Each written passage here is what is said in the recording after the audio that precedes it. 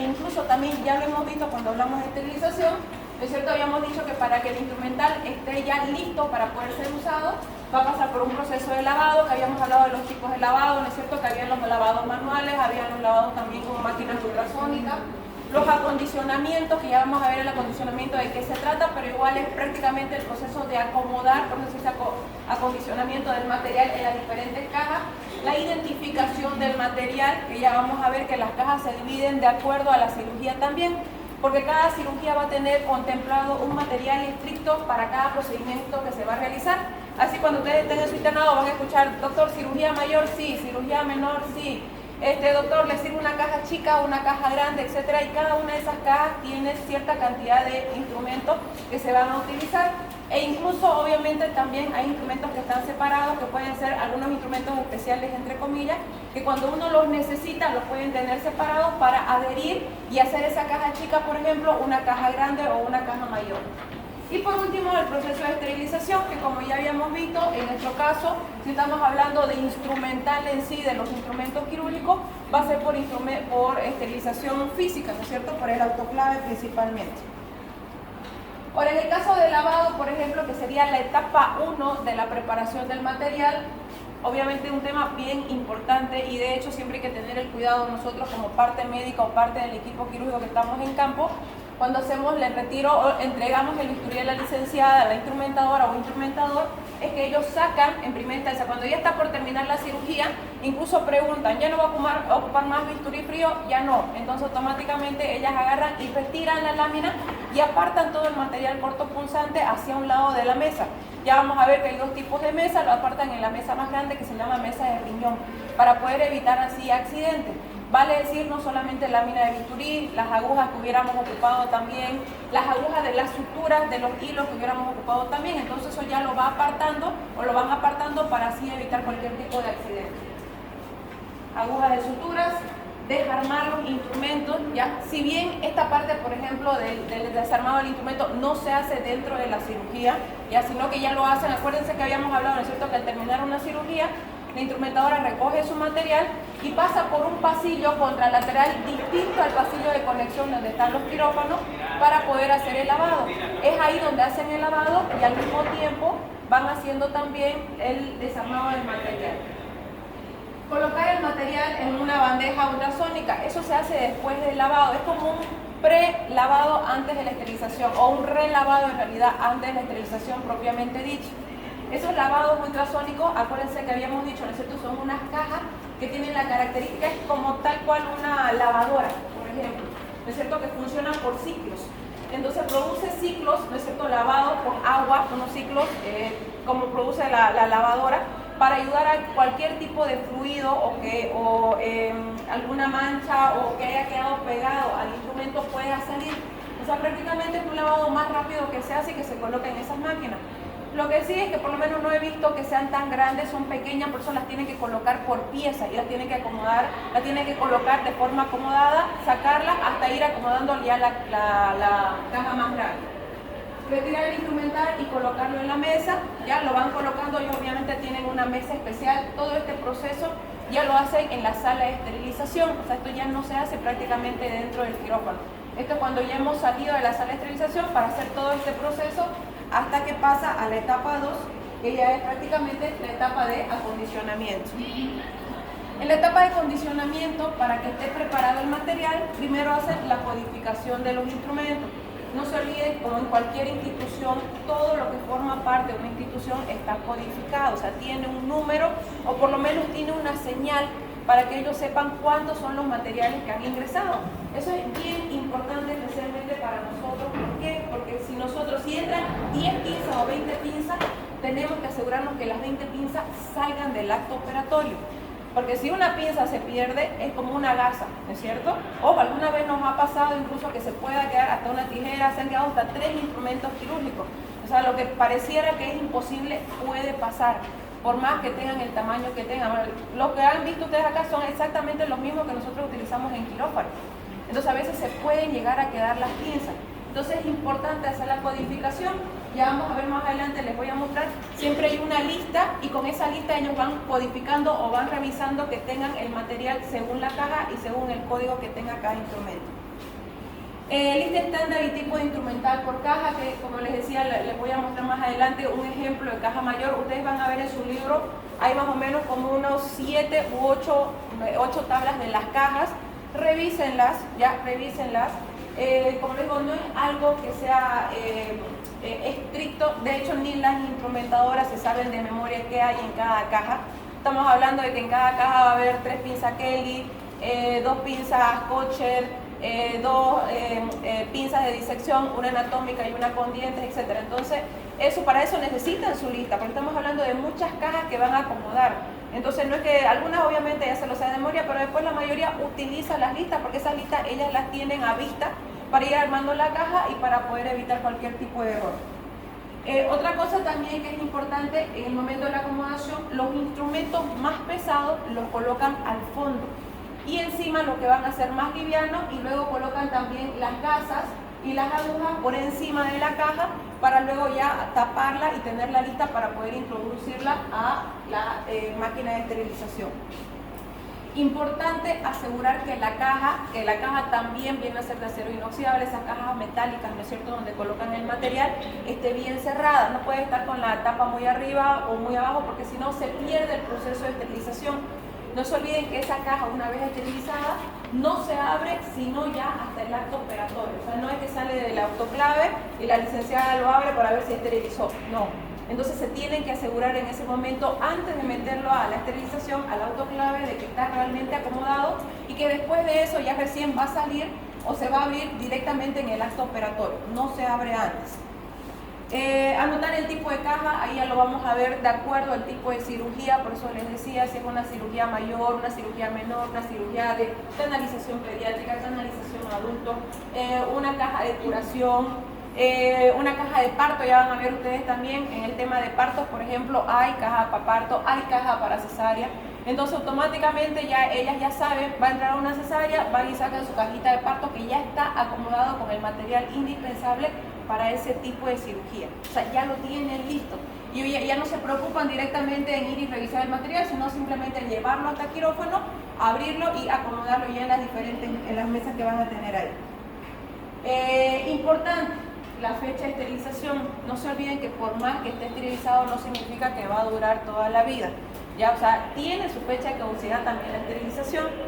La mayoría de las veces, por lo menos en los hospitales públicos, bueno, las cajas no duran más de 3 días. O sea, una vez que sale la caja, porque por ejemplo en nuestro hospital tenemos alrededor de 10 o 15 cajas entre cirugía menor y cirugía mayor. Parto y cesárea capaz tengan un poquito más, porque es lo que constantemente, a veces hemos tenido hasta 10 o 15 cesáreas. Entonces imagínense, se tiene que tener el material para poder entrar con los pacientes. Obviamente a medida que van entrando también ese material va saliendo, también va pasando tanto incluso la ropa a lavandería como el otro material va pasando a la etapa 1 de lavado, al acondicionamiento y luego esterilización. No nos olvidemos que el proceso de esterilización puede durar hasta 3 horas, ¿no es cierto? 2 horas para esterilización y luego 1 hora para la aireación hasta que el material ya no esté caliente y ya pueda ser utilizado. Entonces, toda esa circunstancia hay que poner la fecha desde que salió el instrumento. O sea, en el momento que sale o que ustedes lo que se está metiendo en realidad, se pone la fecha y a partir de ahí hay que contabilizar incluso hasta 15 días. Y bueno, colocar las cintas adhesivas, que en nuestro caso también utilizamos esas cintas adhesivas, que seguramente ustedes las van a ver también, son esas cintas que les había mostrado, ¿no es cierto?, con las líneas oblicuas, que nos va a decir si realmente el material se ha esterilizado de la forma adecuada. Entonces, ¿qué miren acá? Las cajas que se preparan: canalización adulto infantil, material para curaciones, cirugía menor, cirugía mayor, laparotomía y vías biliares, que es una de las que más utilizamos junto con cirugía mayor, la caja de partos, la caja de cesárea y bueno, la caja de ortopedia también. Y tal cual, así como se los muestro aquí, miren, esta es la caja. Obviamente esto me parece una caja de cirugía menor o de curación, porque las cajas de cirugía mayor y las de la laparotomía son un poquito más grandes porque abarcan mayor cantidad de material y el material que puede ingresar aquí en esta caja. En algunos casos también, ¿qué es lo que hacen? Aparte de envolver, de meter el material dentro de la caja de metal, aparte lo envuelven en un campo, en una tela, y y con eso ya directamente lo ponen así como si fuera una caja de regalo y directamente lo meten a esterilización. Entonces, este es el ejemplo de lo que yo les decía, las listas que más o menos se ven, ¿no es cierto? Dice una caja de cirugía general, ¿cuántas? Va a tener 6 pinzas Bacao, va a tener 6 pinzas Halsted, 6 pinzas Kelly, 6 pinzas Ali, 2 pinzas Rochester, pinzas Rochester Otner, portagujas Mayo, pinza Forester, mango de bisturí, y así sucesivamente. O sea, como les digo, o sea, difícilmente se lo aprenden de memoria. Por eso las listas están ahí a vista para que ellas puedan ir acomodando. Ojo, incluso las listas o las tablas que están en su libro, chicos, varían de acuerdo a cada institución, ¿ya? No siempre están disponibles, o sea, no siempre se utilizan. Aquí en este caso, por ejemplo, nosotros no utilizamos ni las Rochester Pera ni las Rochester Ostner, que yo sepa ni siquiera las he visto por lo menos en las cajas que tenemos. Lo mismo, el portamayo Hegar no lo hemos visto, el mayo solo no lo usamos el Hegar principalmente. Entonces, fíjense, estas son las cosas que van a variar de acuerdo a la disponibilidad de material que hay en cada institución. En algunas pueden haber menos, en algunas pueden haber un poco más. Por ejemplo, acá también algo que nosotros utilizamos mucho si fuera una cirugía mayor es el separador pélvico, que también lo tenemos, pero no, aquí no está, por ejemplo, porque no es, me imagino que en esta página no estaba en esa caja. Entonces, eso puede variar, o sea, para que no piensen que siempre va a estar como está en el libro o que siempre es algo exclusivo o estándar. No, varía de acuerdo a la institución y al material que se pueda tener. Ahora, respecto a la preparación de las mesas, cuando ya tenemos el instrumental listo, ya ese, fíjense, fue el primer tema, que fue uno de los primeros temas que faltaba, preparación de las mesas. Esta es otra función que también compete al instrumentador o instrumentadora, ¿no es cierto? No, como les digo, no es una función exclusiva del médico, pero es bueno, como habíamos visto dentro de las funciones de los cirujanos, que nosotros conozcamos también cuáles son las funciones de las instrumentadoras y de buena realidad de todo el personal, de todo el equipo quirúrgico.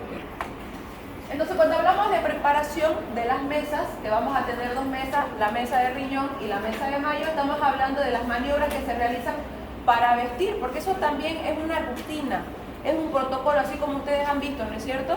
La instrumentadora, los que han tenido la oportunidad de entrar ya al quirófano, han visto que la instrumentadora, mientras parte del equipo quirúrgico está ayudando en la anestesia, está acomodando al paciente o posicionando al paciente, está revisando la historia clínica. La instrumentadora se carga de sus funciones en sí, de las mesas y del material. Entonces prepara todo su material y dentro de la preparación de todo su material tiene que encargarse de acomodar sus mesas, que utiliza la mesa de riñón y la mesa de mayo. Y vamos a ver ahorita cuál es la principal y cuál es la auxiliar. El hecho de la preparación consiste tanto en vestir como colocar el instrumental, el equipo y el instrumental en las diferentes mesas. Y como les digo, o sea, es una función que prácticamente compete al instrumentador. Aunque hay cirugías que también pueden funcionar sin instrumentador. Ojo, ya que lo vamos a ver más adelante cuando hablemos del posicionamiento del equipo quirúrgico. Hay cirugías que cuando son muy menores o son muy básicas, no necesitamos y nosotros somos el mismo instrumentador, puede ser el cirujano o el primer ayudante. Y no necesitamos que se vista. A veces la instrumentadora solamente hace de circulante y nos pasa el material que sea necesario sin necesidad de vestirse. Entonces ya nosotros mismos podemos también acomodar nuestra mesa. Mesa de mayo, que es esta que ustedes ven aquí, que es la más pequeña y vendría a ser la principal, porque es la que va a estar más cerca de la instrumentadora y la que va a tener los materiales que frecuentemente se van a utilizar. Y luego viene la mesa de riñón. Me van a decir que cuando van al quirófano van a ver dos mesas de riñón. Sí, efectivamente hay dos mesas que son tipo riñón. Una de ellas es la mesa auxiliar que va a contener el material quirúrgico que la instrumentadora prepara y que no se usa constantemente. ¿Ya? O sea, es un material que en ciertas circunstancias se va a utilizar. Y la otra mesa es como una mesa auxiliar solamente de apoyo o soporte para otros insumos. Pero sí, efectivamente hay dos mesas, por lo menos en nuestro hospital cada quirófano tiene dos mesas de riñón, pero solo una es la que se utiliza exclusivo para todo el tema del material quirúrgico. Ahora, cuando hablamos, por ejemplo, de las mesas quirúrgicas, esto también nos permite que haya una constante asepsia dentro del campo, facilitando que haya facilidad y fluidez en el momento de las técnicas quirúrgicas. Imagínense que no tuviéramos estas mesas para la instrumentadora, todo el material quedaría directamente en el campo operatorio. Entonces justamente para eso la instrumentadora, en el momento que nos pasa, que lo vamos a ver más adelante en la parte de instrumentación, nos pasa el material y es función de ella pedírnoslo, o nosotros también, función nuestra, devolvérselo. ¿Para qué? Para que una vez más lo vaya acomodando o reacomodando en el lugar, ya sea de su mesa principal o de su mesa auxiliar. Mesa de mayo es la que habíamos dicho, es la que tiene el pedestal, ¿no es cierto? Que parece como una mesa de comida, más o menos, esa.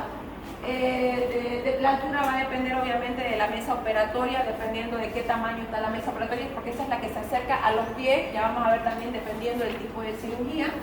Tiene una charola de acero inoxidable rectangular, que ustedes ya la han visto incluso en el quirófano experimental. Se coloca el material que se utiliza de manera frecuente, de acuerdo a los tiempos quirúrgicos, ¿ya? Los tiempos quirúrgicos, como ya les había dicho, están en relación a los tipos de materiales.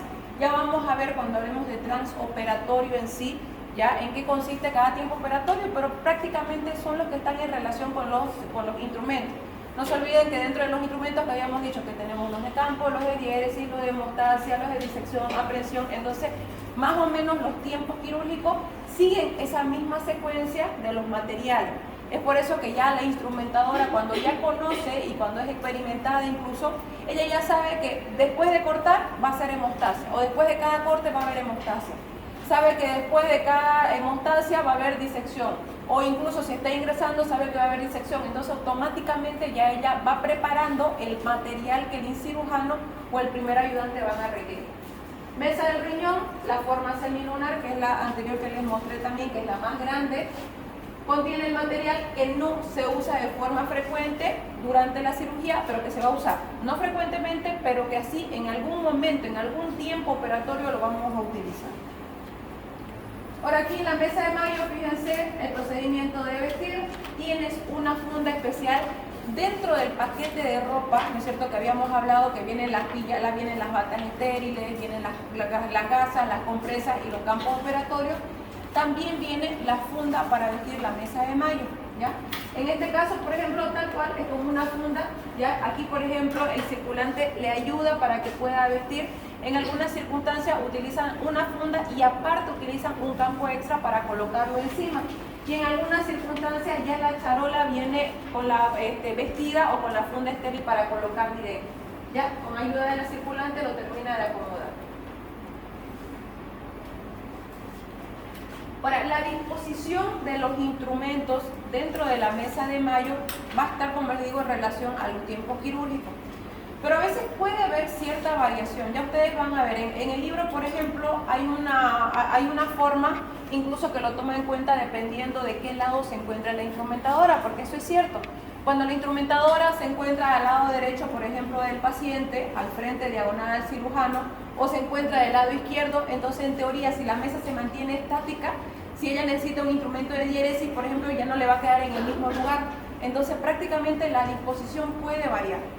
Entonces eso también mucho depende de la experiencia o del trabajo del equipo dentro del mismo equipo quirúrgico. En el miércoles, por ejemplo, me decían los chicos, no es cierto doctora, pero está mal posicionada, le está pasando mal los instrumentos, la instrumentadora al cirujano. Y mucho depende del cirujano. Si el cirujano se siente cómodo con la instrumentadora al lado, no hay problema. O sea, no significa que eso va a alterar la técnica operatoria. Capaz para el cirujano esa sea la facilidad. Personalmente prefiero que mi instrumentador esté de frente, diagonal, ¿no es cierto? Porque para el hecho de instrumentación, de que me pasen los instrumentos, va a ser mucho más fácil para mí. Pero hay otros colegas que prefieren tener al lado. Entonces, como les digo, o sea, hay cosas que pueden variar de acuerdo a la experiencia del cirujano o del equipo quirúrgico cuando ya trabajan con mucho tiempo. Pero en general, como les digo, se sigue la secuencia de los tiempos operatorios cuando la instrumentadora tiene que acomodar su mesa. Los instrumentos de diéresis, de disección, de hemostasia, de tracción, fijación, los de especialidad, sé que los necesitan todos para que estén aquí en la mesa, sino también estos pueden ir a la mesa auxiliar del riñón, de separación y por último de sutura. Y miren aquí, por ejemplo, ya una mesa de mayo acomodada donde está lo mismo, corte ya con los bisturí acomodados, hemostasia, tracción que serían los de aprehensión, sutura, aquí están los recipientes de gasas que pueden estar cerca o las gasas directamente sin necesidad del recipiente, disección y separación, Y aquí las pinzas de anillo, bueno, si es que tienen que hacer o para hacer la antisepsia o asepsia y la colocación de los campos. Aquí, por ejemplo, es lo que yo les decía para que ustedes vayan haciendo la revisión. La instrumentadora, si está situada a la izquierda de la mesa quirúrgica, entonces ahí va a variar un poco. Miren, aquí ya van a estar los instrumentos de exposición, aquí los especiales, allá síntesis, aquí los de hemostasia, los de aprehensión y allá los de diéresis. Si es que tuviera acá el área de instrumentación y aquí los pies del paciente, la mesa operatoria. Ahora, si la instrumentadora está a la derecha, va a variar. Por eso les digo, mucho va a depender del tipo de cirugía. Lo importante es que ustedes tengan en su cabeza de que siempre tiene que hacer de acuerdo a la secuencia de los tiempos operatorios, siguiendo esa secuencia, para que así, al momento que se esté trabajando el instrumentador con el cirujano, la instrumentadora siga esos tiempos operatorios y durante las técnicas no se pierdan. Ya van a aprender ustedes que en realidad la misma secuencia se sigue para toda la cirugía. Traumato, cirugía general, cesárea, ginecología, neurocirugía, cirugía de tórax, o sea, todas siguen la misma secuencia. Solo hay un punto donde todas difieren y es en el acto quirúrgico en sí. Yo voy a hacer todos los procedimientos hasta llegar a mi vesícula y ya voy a operar mi vesícula. El traumatólogo va a hacer los mismos procedimientos hasta llegar a su hueso y operar su hueso. El neurocirujano va a hacer el mismo procedimiento hasta llegar al cerebro para hacer su drenaje de hematoma, qué sé yo, intracerebeloso, intracerebral, y ahí ya va a cambiar, solo en ese punto. O sea, ese va a ser el único tiempo que difiere en la mayoría de las cirugías. Después, si ustedes se manejan en una sola cirugía y aprenden los tiempos operatorios, se van a manejar bien en todas las especialidades. O sea, eso es lo único que tienen que aprender. La secuencia de los tiempos. Y de la misma forma, como les digo, en la mesa de Mayo va a variar solo en esas circunstancias. En cambio, en la mesa del riñón, bueno, la mesa del riñón es la mesa auxiliar, como les decía, en algunos lugares puede haber dos, pero una siempre va a ser de apoyo y la otra va a ser la que va a tener instrumental como tal estéril. Esta se cubre con campos estériles que también pueden ver, no tiene una funda como tal porque es más grande, solamente un campo estéril que se coloca, que es como una sábana más grande, de uso no inmediato, e incluso al abrir el paquete, así como se ve aquí por ejemplo, este mismo campo que se abre el paquete es el que queda cubriendo la mesa auxiliar. O sea, no tiene un campo como la mesa de Mayo especial, que es esa funda para poder colocar la charola. Se organizan de acuerdo a sus funciones y también de acuerdo a los tiempos operatorios. O sea, tiene que ser coordinado, tiene que haber coherencia para que de esa forma también la instrumentadora en el momento de pasar el material tenga la coherencia de pasarle al cirujano. Entonces fíjense, aquí está el paquete, lo abre y prácticamente ya ese campo se queda directamente sobre la mesa del riñón y eso es lo que lo cubre. Ahora, esta división no está en su libro, ya, por si acaso. Así que para que lo puedan ver la distribución. Al ser una mesa más grande, obviamente tiene más espacio y se va a dividir en tres partes, un extremo derecho, un tercio medio y un extremo izquierdo.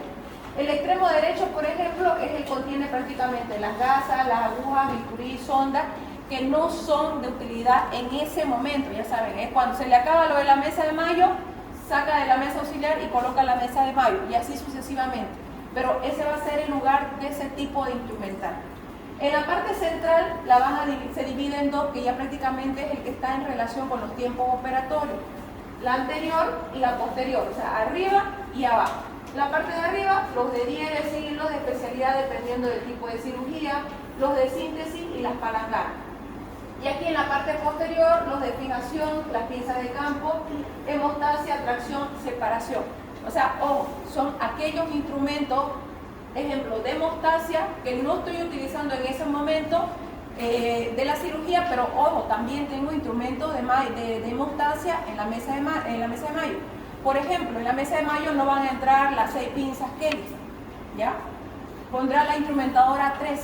Pero si el cirujano pide más porque está haciendo hemostasia y está haciendo ligadura, entonces va a sacar las otras 3 que tiene en la mesa de riñón y las va a colocar en la mesa de Mayo para pasarle al cirujano. ¿Se entiende, no es cierto? Entonces es ese material que en ese momento no necesitamos y que quizás está de más, pero que probablemente, de acuerdo al tipo de cirugía, se va a utilizar. Y en el extremo izquierdo van a estar las gasas, perdón, al revés, eran los textiles allá en el lado derecho y en el izquierdo las gasas, las agujas, bisturí y zona. Inviertan lo que les estaba diciendo hace rato. Aquí les voy a mostrar un videito más o menos de cómo se hace la preparación de las mesas para que ustedes lo puedan ver.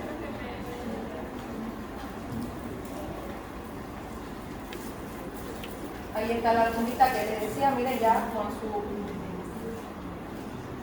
su charolita.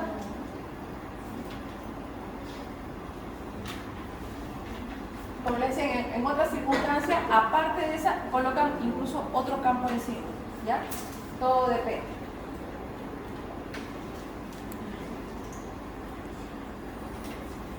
Y esa disposición puede variar también de acuerdo del tipo de cirugía.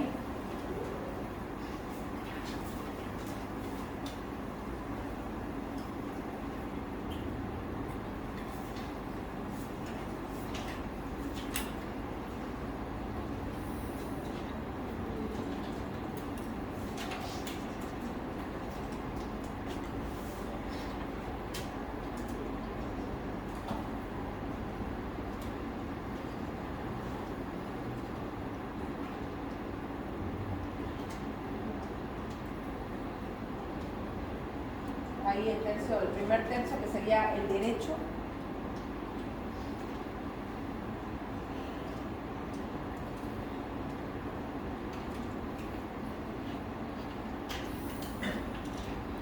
Es el material que no utilizamos en ese momento en la mesa de mayo, pero que lo tenemos ahí cerca en caso de ser necesario.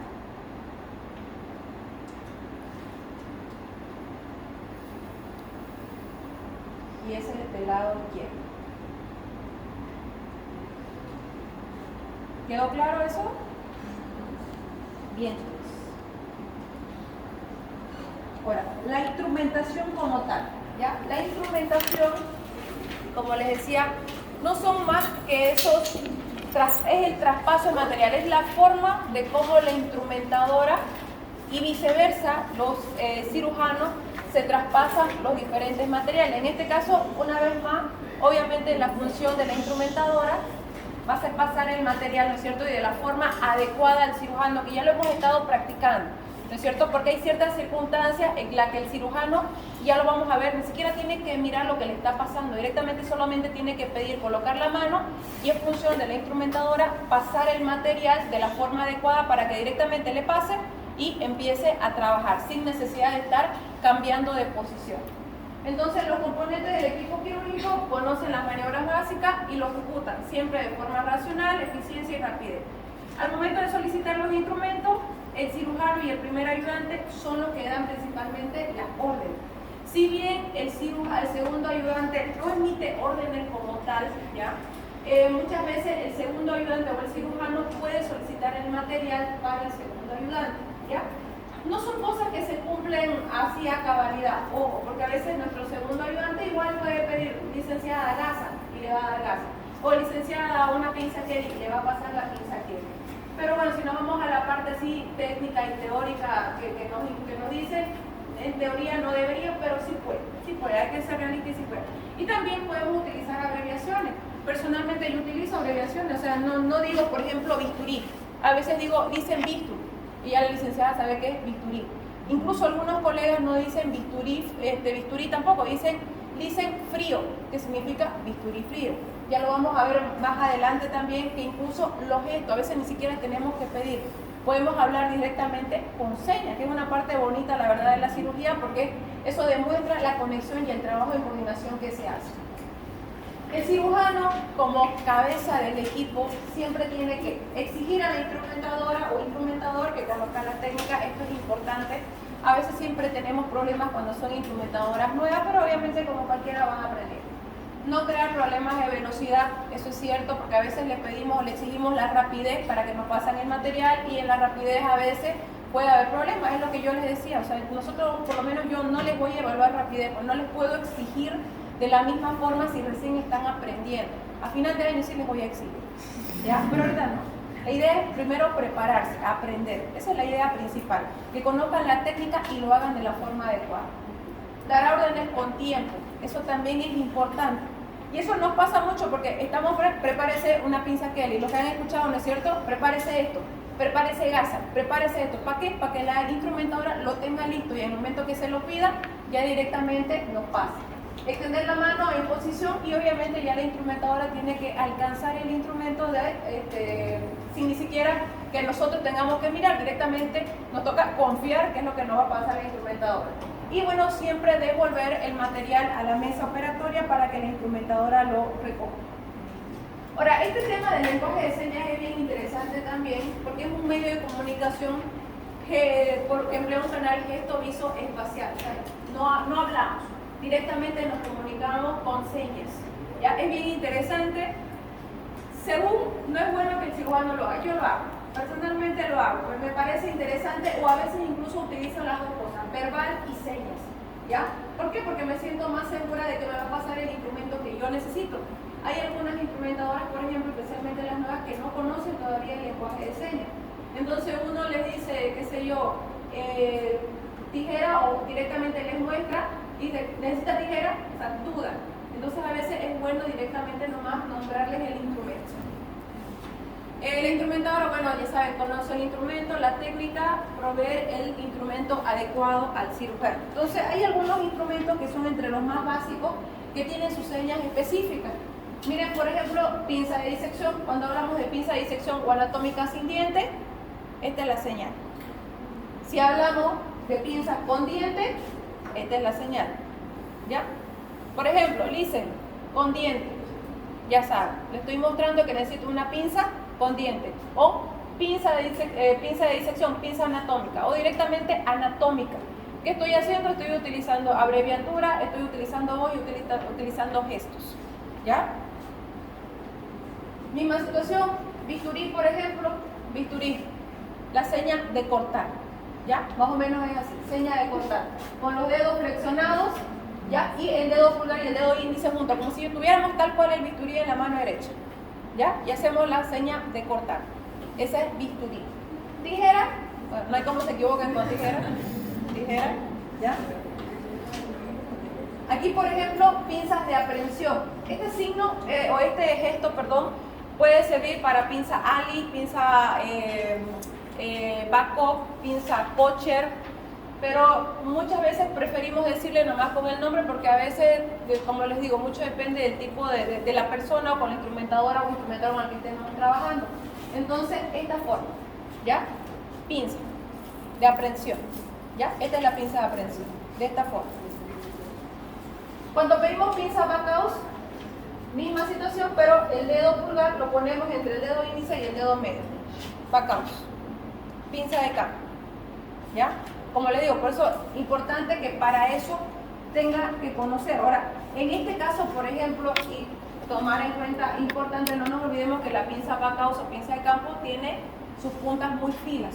¿No es cierto? Entonces la instrumentadora tiene que conocer exactamente cuál es el gesto para poder pasar con cuidado, para poder evitar romper el guante con las puntas de la pinza backup al cirujano. Portagujas, aquí está portagujas. Se abre un poquito más, el otro era así, este lo abrimos un poco más, ¿ya?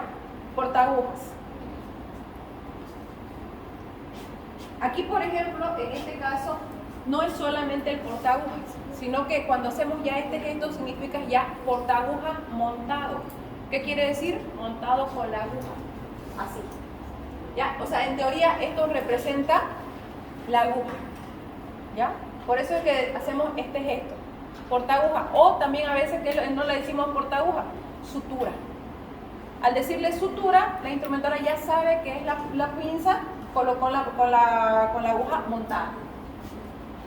Y bueno, el parabé, que aquí por ejemplo yo lo conozco con los dos dedos, pero en su libro le pone con un dedo, cualquiera de las dos es válida. Ya cuando hacemos parabé o separador es de esta forma, hacia abajo, separador.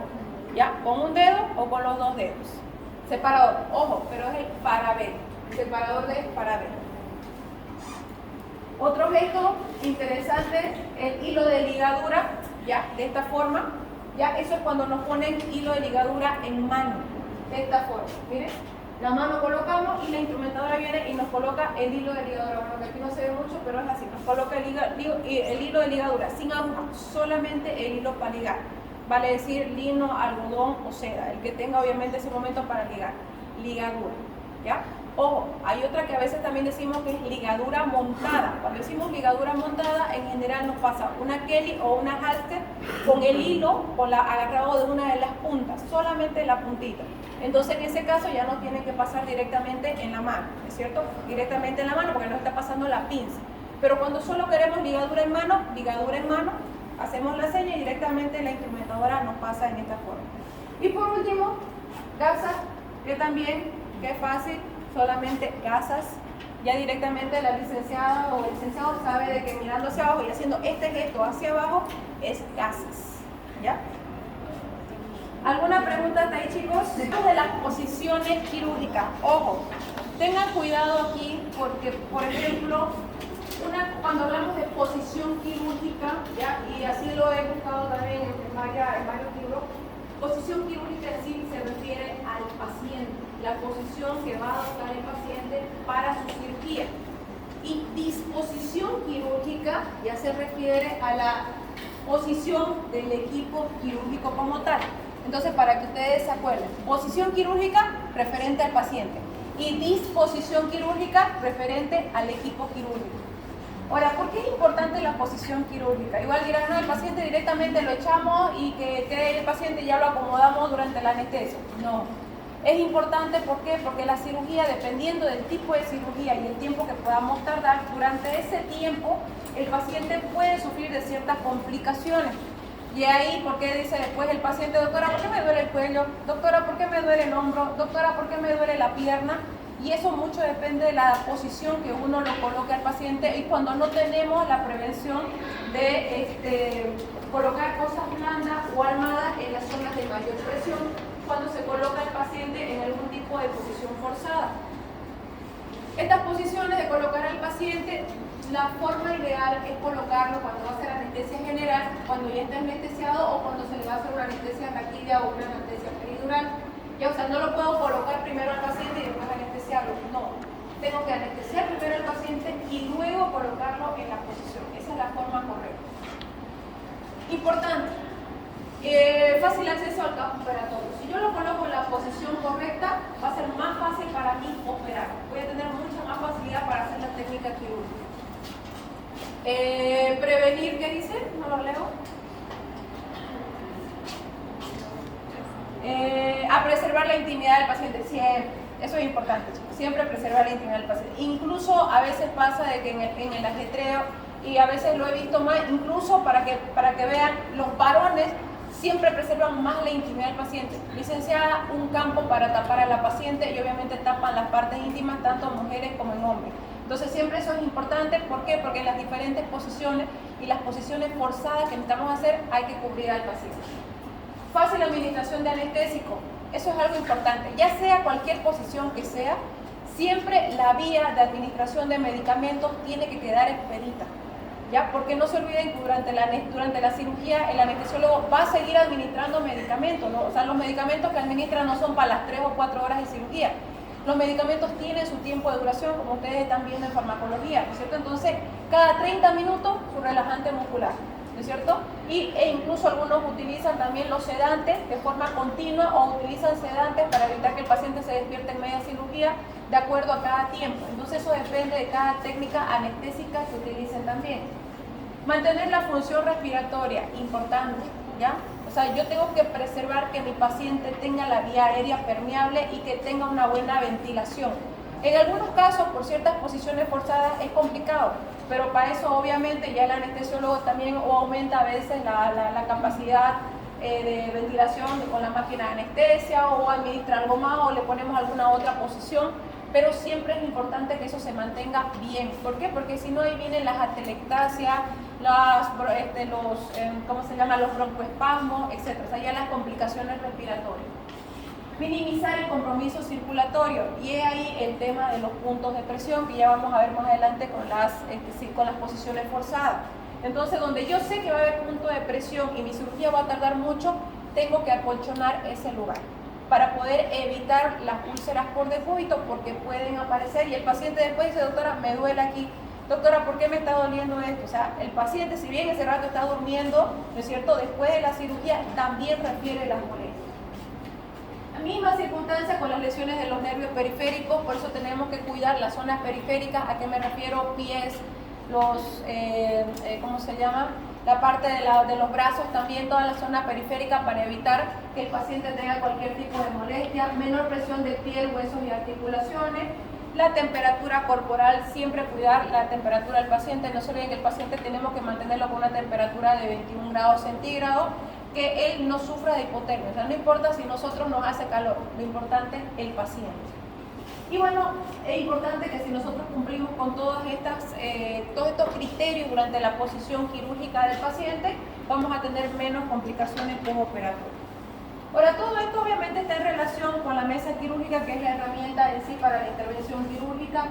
Lo importante de estas mesas es que todas vienen ya articuladas, su diseño es exclusivo para realizar las diferentes maniobras quirúrgicas. Nosotros podemos mover esa mesa, gracias a Dios, hoy por hoy las mesas ya tienen todas las posiciones habidas y por haber.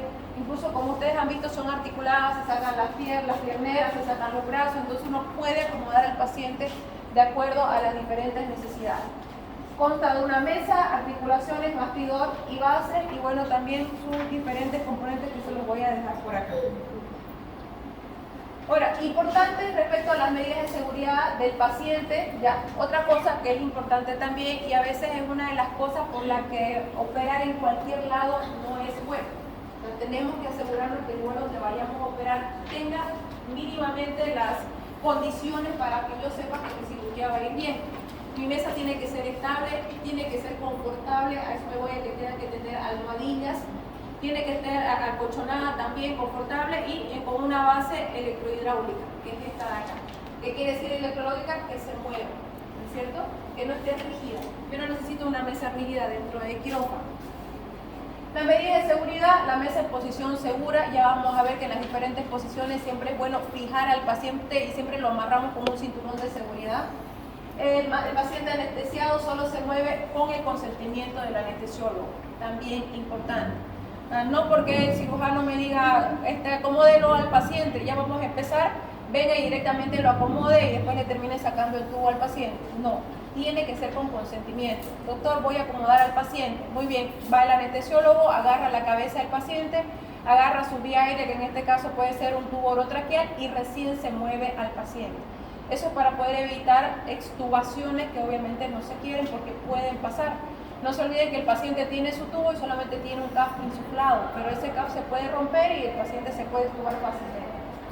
El movimiento y la posición no deben interferir con los catéteres ni con los monitores. O sea, durante toda la cirugía, por más posición que yo le ponga, vía expedita, y la monitorización, si no se puede adelante, se puede colocar atrás, pero el anestesiólogo tiene que estar constantemente monitorizando los signos vitales del paciente. Evitar hipotermia y respetar obviamente el pudor del paciente, y de preferencia no cruzar ni tobillos ni piernas. Ya vamos a ver ahorita en las posiciones laterales, por ejemplo, que a veces tenemos que colocar al paciente, no es que cruzamos las piernas del paciente, las podemos colocar una encima de otra, pero siempre con algo. Se está acabando.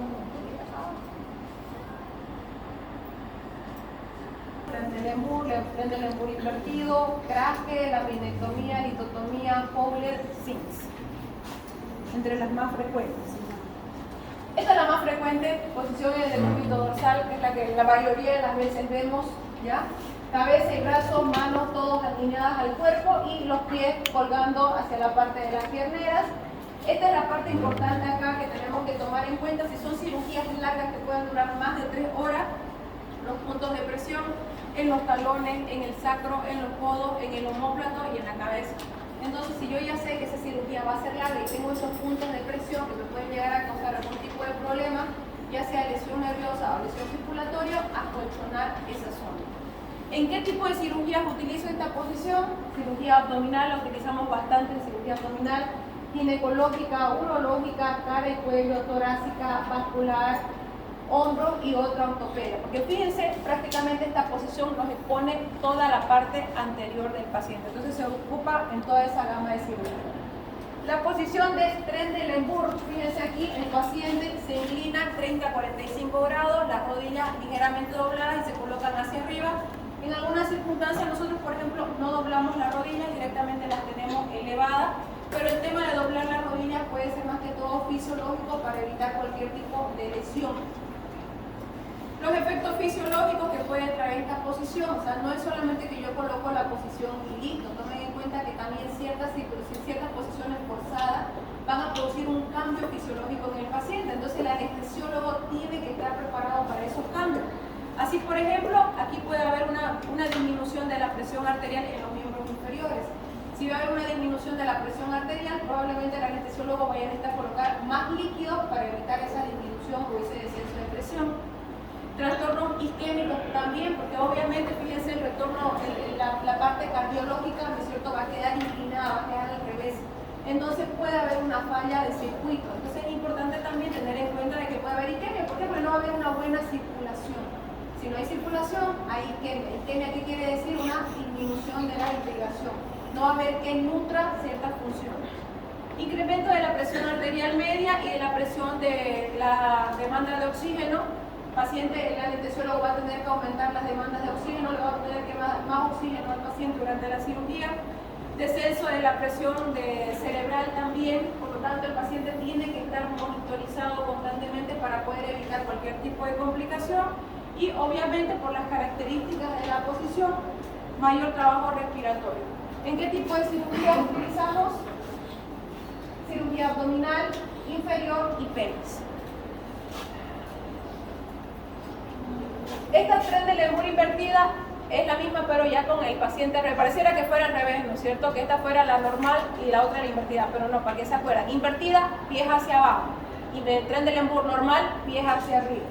¿Ya? En este caso, por ejemplo, se inclina también la mesa 45 grados, más alta que los pies y colocando el soporte para pies para que el paciente no se caiga. Importante cuidar los volúmenes pulmonares acá, porque de la misma forma, o sea, no están en una posición neutra, sino por el contrario puede haber un aumento de la presión y vamos a tener que cuidar esos volúmenes para que el paciente no haga atelectasia. Puede producir hipotensión e hipoperfusión cerebral por la posición, ya en una posición, un cambio postural que puede ser forzado. ¿Dónde utilizamos esta cirugía? Cirugía de abdomen superior, como vías biliares y gástricas, por las características. Fíjense que aquí, por ejemplo, al estar en esta posición, las asas intestinales bajan. Y al bajar las asas intestinales, entonces nos deja libre toda la vía biliar, hígado, estómago. Y eso facilita el proceso de la técnica quirúrgica. Cirugía de cara y cuello, bueno, por obvias razones, y la cirugía de tiroides también, que es súper para operarla en esa posición. Esta es la posición de litotomía, ya que es la posición, fíjense, con las piernas abiertas hacia arriba, ya en decúbito dorsal, glúteos sobresalen alrededor de 3 centímetros del borde de la mesa y las piernas suspendidas. Hay diferentes tipos de soporte. Ustedes van a ver los soportes de la misma cama operatoria, ¿no es cierto?, donde pueden llegar incluso doblar un poco más o estar en mejor reposo, y otras, bueno, así como estas, que son como unos colgantes para ayudar a que se mantengan en esa posición las piernas. Para cirugía vaginal, urológica, proctológica y rectal, y la posición de parto, o sea, es la posición de parto normal. Las posiciones laterales, también llamadas posiciones de Sims, que son estas de acá, y con lo que yo les decía, miren, importante, prácticamente el paciente yace sobre el lado no afectado, eso es importante también, no voy a poner al paciente del lado que está afectado sobre el lado que voy a operar, entonces lo pongo del otro lado, al nivel del borde de la mesa. Acá, por ejemplo, tengo que tener un montón de dispositivos para que me ayude a asegurar al paciente para evitar que este se desestabilice y se caiga. Y en el caso, por ejemplo, esto es lo que les iba a mostrar, donde me quedan las piernas o los tobillos cruzados, puedo utilizar almohadas para poder evitar las contusiones y evitar de cruzar los tobillos y las piernas. Cirugía torácica, renal y ortopedia es donde más se utiliza. Ahora, en ciertas circunstancias se hace como que se quebra. ¿Lo pilló? Se puede llegar a quebrar un poquito la mesa. En nuestro caso no lo quebramos directamente, utilizamos el decúbito dorsal total y solo colocamos al paciente en forma lateral. Las complicaciones aquí son las lesiones de plexo braquial, que sí pueden pasar si no se tiene cuidado y se tiene durante mucho tiempo la compresión en esta zona, obviamente de donde se está apretando. Neuropatías, lesiones medulares, ceguera, que pueden ser cegueras obviamente temporales por la posición de la cabeza, especialmente del ojo que está más cerca, apretando más cerca de la almohada. Y bueno, atelectasias también del lado que está aplastado, ¿cierto? Del lado que no está operado o que no se está operando. La posición de Fowler, la famosa posición de Fowler, o sentada o semisentada, que mucho va a depender de las diferentes variantes según los grados. Aquí el paciente también está en decúbito supino, con los glúteos apoyados sobre la mesa, con las rodillas que pueden estar articuladas. Aquí depende también del tipo de cirugía, puede tener un soporte de cabeza. Importante que el cuello esté alineado con el tronco para evitar lesiones cervicales. Esta, la verdad, es que es una cirugía donde hay un complejo o un difícil manejo de la anestesia, así que a veces se necesitan 2 anestesiólogos para hacer el control de estos pacientes. Los grados van a depender de 30 grados, ¿ya? Si va a estar más o menos así, 30 grados, 45 grados o 90 grados, dependiendo cómo quiere que esté sentado, dependiendo del tipo de cirugía. Ya sea cirugía cervical, craniotomía, posterior, facial, boca, hombro o de manos. ¿Ya? Pero mucho va a depender de esta posición, cómo se vaya colocando el paciente. La posición prona o decúbito ventral, que también se utiliza bastante. Fíjense que al igual que la decúbito dorsal, nos muestra nos expone toda la parte posterior. El paciente yace sobre el abdomen con columna, miembros inferiores alineados y cabeza colocada hacia abajo o de forma lateral, como sea más conveniente para el anestesiólogo, para poder proteger la vía aérea. En nuestro caso, más he visto que lo colocan de forma lateral. Obviamente, al colocarlo de forma lateral, también hay que cuidar la parte cervical para evitar cualquier tipo de complicación. Ahora, si lo que se va a operar por el contrario es la columna, pues la cabeza tiene que ir hacia abajo, ¿no es cierto? Dependiendo si es la columna lo que se va a operar. Misma situación que el decúbito dorsal, hay que cuidar los puntos de presión, ¿ya? Dedos, rodillas, genitales en el caso de los varones principalmente, mama en el caso de las mujeres, hombro y la cabeza. La frente principalmente, que es lo que hay que cuidar. Dificultad para mover caja torácica y diafragma, tal cual, porque va a estar apretando. Entonces, obviamente aquí también hay que aumentar un poquito los volúmenes de oxígeno. Compresión de la vena cava inferior, los pacientes pueden hacer hipotensión rápidamente, entonces hay que estar controlándole los líquidos y las presiones constantemente. Y congestión a nivel de la cabeza. Muy raro porque obviamente son situaciones controladas la mayoría de las veces, porque el paciente puede hacer edema cerebral, pero es muy raro, bastante raro. La posición de Kraske, también llamada posición de navaja, que miren es una variante del decúbito ventral, donde se coloca el paciente en posición ventral, pero se produce como un quiebre en ángulo moderado o severo dependiendo de la cirugía. En la parte media, apoyando sobre los apoyabrazos, se apoyan los brazos hacia arriba de la cabeza o hacia la cabeza. Se flexionan un poco los codos para que esté más o menos en posición fisiológica. Rodillas elevadas y bueno, protección siempre de los genitales para evitar cualquier tipo de problema. Se utiliza más en cirugía rectal hipoxia, o sea, más que toda la zona proctológica. Y bueno, como decía, proteger pies, rodillas, piernas y colocar almohadillas principalmente en la zona de genitales. Otra variante de la posición también del decúbito ventral, esta es la laminectomía, principalmente para neurocirugía o traumatología de columna. Aquí, por ejemplo, se eleva un poquito el tronco sobre la mesa, se deja aquí un espacio hueco, o sea, el paciente no está ni tan lateral ni tan de ventral, un intermedio. ¿Ya? Esa viene a ser la laminectomía. La cabeza alineada con el tronco de preferencia para poder evitar lesiones de la columna cervical. Siempre el soporte tiene que estar acolchonado para manos, codos, rodillas, piernas y pies. ¿Ya? Y miren, estos son los cinturones de seguridad que sí los utilizamos mucho, los cinturones de seguridad para evitar que el paciente se desplace durante la cirugía. Columna torácica, lumbar y hernias de disco, que son las principales cirugías que se utilizan, en las que se utiliza esta posición. Posición de craniotomía, ¿ya? Que no es más que una posición de decúbito ventral, pero donde la cabeza va a estar un poco más hacia abajo, frente apoyada sobre el soporte especial y sí o sí alineada con el cuerpo. La diferencia es que aquí, por ejemplo, los brazos no están hacia adelante como estaba en la otra posición de la laminectomía, sino por el contrario, están al lado del cuerpo, ya están laterales al cuerpo. Piernas y pies siempre acolchonados, siempre con los cinturones de seguridad. Y más que todo es para las craniotomías que requieren el rostro hacia abajo. Posición de ortopedia o típica de ortopedia, con los pies fijados, ya que ya tiene sus placas o sus soportes acolchonados, ya sirvan para traccionar, rotar, aducir o abducir, ya sea derecha o izquierda. a los miembros inferiores. Esta posición sirve para hacer reducciones, esclavados de fémur, pierna y cirugía de cadera. No la veo que lo ocupe mucho, la verdad, no he visto que utilicen mucho este tipo de posición. Creo que en el Hospital San Juan de Dios, más que todo por los soportes. Primero, nosotros no tenemos los soportes, no lo he visto que lo utilicen los traumatólogos. Y bueno, para terminar, la última disposición del equipo quirúrgico. Con eso ya estaríamos terminando, chicos. No nos olvidemos que el equipo quirúrgico está formado básicamente por 6 integrantes, 4 que se visten y 2 que no se visten, ¿cierto?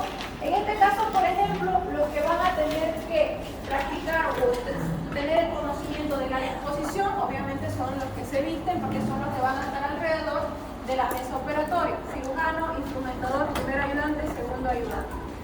Cada miembro adopta una función o una disposición sistematizada de acuerdo al órgano a operar.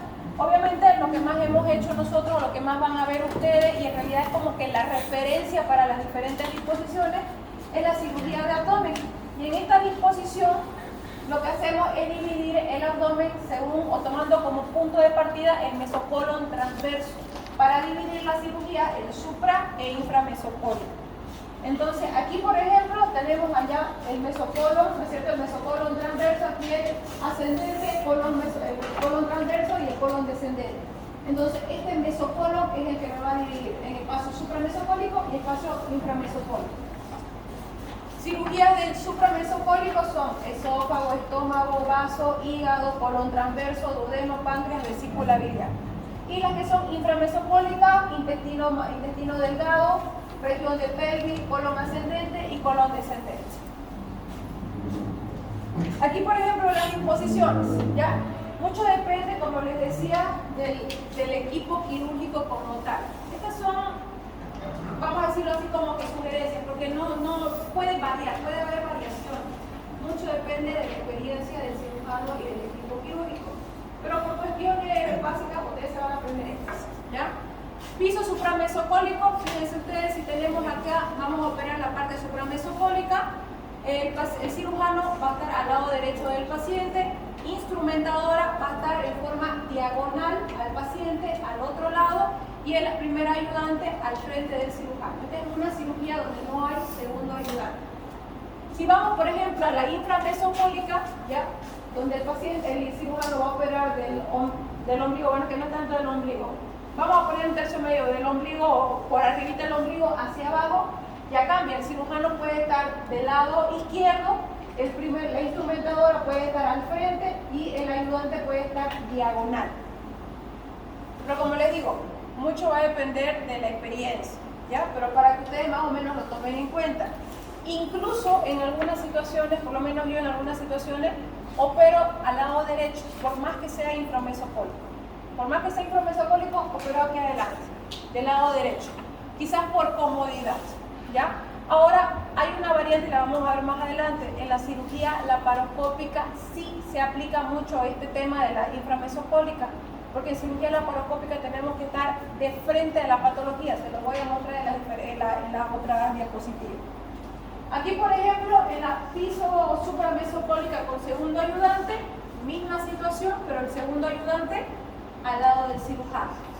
En la inframesocólica con segundo ayudante, misma situación, pero con el segundo ayudante al lado del cirujano.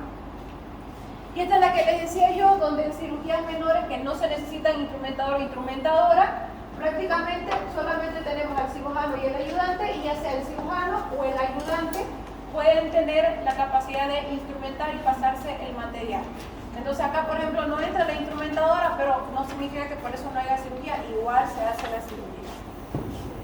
Otra posición que se ve bastante es la cirugía de perineo o listotomía, la que estábamos viendo, ¿ya? Miren, aquí por ejemplo cambia un poco, y esto se parece un poquito a cirugía laparoscópica, pero acá el cirujano va a estar entre las piernas. Aquí puede haber un asistente, un ayudante y otro ayudante, y la instrumentadora al lado del cirujano, como que en forma diagonal. Generalmente el que está a la derecha del cirujano viene a ser el primer ayudante, y el que está al frente viene a ser el segundo ayudante, que también puede variar de acuerdo a qué se esté trabajando. Porque cuando, por ejemplo, se está trabajando más que todo el anexo izquierdo, puede ser que esté aquí el primer ayudante, pero si se está trabajando parte o lado derecho pueden variar. Acá se puede rotar, acá puede pasar el primer ayudante y el segundo ayudante puede pasar al lado izquierdo. Depende mucho de la disposición y la experiencia del cirujano. Eso tiene que quedar claro para que no haya mucho cambio en lo que están aprendiendo. Ahora, respecto a cirugía laparoscópica, ya que también está dentro de los temas, si bien la cirugía laparoscópica tiene muchas ventajas que ya creo que se las he ido mencionando, ¿no es cierto?, con esto de lo instrumental, que hay menos dolor postoperatorio, la recuperación es más rápida, etc. También nos obliga a que tengamos ciertas posturas más forzadas, nosotros, no el paciente. Nosotros tenemos posturas forzadas a veces e incluso podemos tener más lesiones nosotros como equipo quirúrgico que el paciente en la cirugía laparoscópica. Tenemos reducción de movimientos porque obviamente nosotros no tocamos, ¿no es cierto?, el tejido, sino que más bien manejamos pinzas y tenemos postura forzada. Aquí, después de que apareció la cirugía laparoscópica, ya se habló de ergonomía quirúrgica. Con las cirugías convencionales no hablábamos tanto de ergonomía quirúrgica porque no habían tantas posiciones forzadas. Directamente el cirujano se acomoda, como ustedes ven, en la posición que sea más fácil o adecuada según su experiencia y tranquilamente opera. Pero la cirugía laparoscópica nos obliga a tener postura forzada por más que nosotros no las consultamos, por decirlo así, entre comillas. Entonces aparece esto que se habla de ergonomía quirúrgica. ¿Qué significa eso? Son las diferentes posiciones que nosotros adoptamos y que tenemos que cuidar para poder evitar tener lesiones. Postura corporal estática, por ejemplo, es una de las cosas que nos obliga a cirugía laparoscópica porque prácticamente estamos en una sola posición trabajando frente a un monitor. La altura de la mesa operatoria. Normalmente la mesa operatoria, y eso para que lo tomen en cuenta cuando estamos en una cirugía convencional, tiene que llegar hasta el ombligo del cirujano para tener una posición tranquila y operar tranquilo. O sea, la mesa operatoria me llega hasta el ombligo y yo puedo operar. Pero si, por ejemplo, en este caso, tomen en cuenta de que el paciente se moviliza, yo tengo que elevar los brazos. Y a veces necesito un elevador, no sé, lo que ya han ido conmigo, ¿no es cierto? Han visto que a veces uno se tiene que subir porque ya la mesa queda más alta. Ya no se puede trabajar igual porque ahora trabajo con pinzas. Entonces las pinzas se hacen más, me hacen que me eleve un poquito más.